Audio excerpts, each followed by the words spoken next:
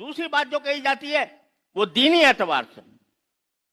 کہ دینی اعتبار سے وہ کہتے ہیں یہاں پر حضرت داؤد علیہ السلام نے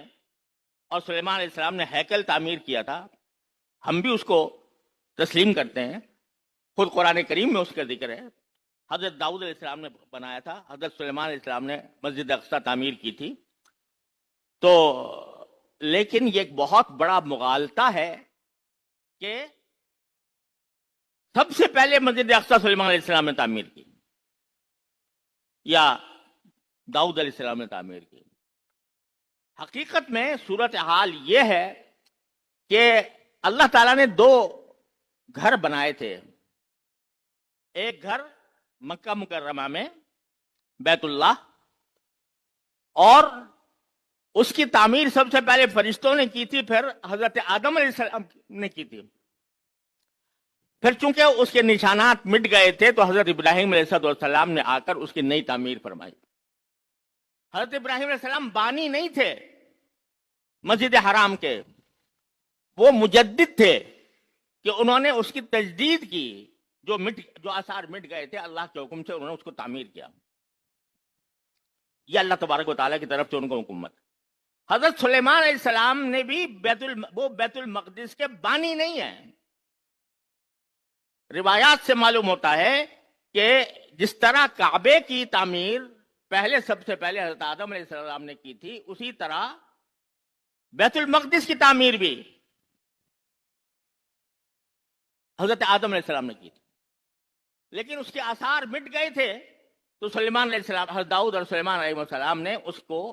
تجدید فرمائی۔ جیسے ابراہیم علیہ السلام نے کعبے کی تجدید فرمائی تھی، اسی طرح انہوں نے تجدید فرمائی۔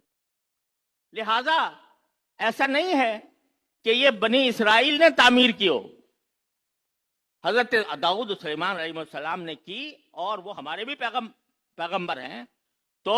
اس لیے اس کی بنا پر یہودیوں کو اس پر دعویٰ کرنے کا کوئی حق نہیں پہنچتا، جبکہ ان کی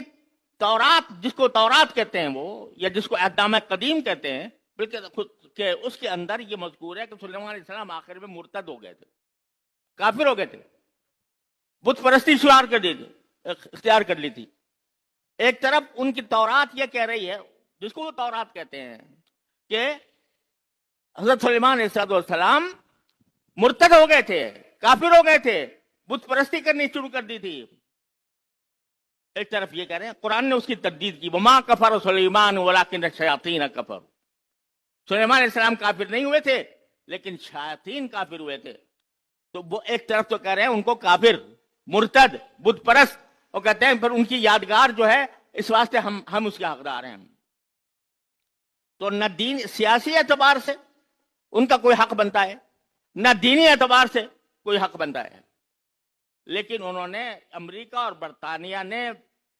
عالم اسلام کو منتشر کرنے کے لیے اور عالم اسلام کے دل میں لا کر ایک ناسور پیدا کرنے کے لیے اسرائیل کو قائم کیا، اور اس وقت سے مسلسل بغیر کسی توقف کے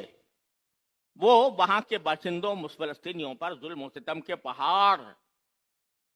ڈھو رہا ہے۔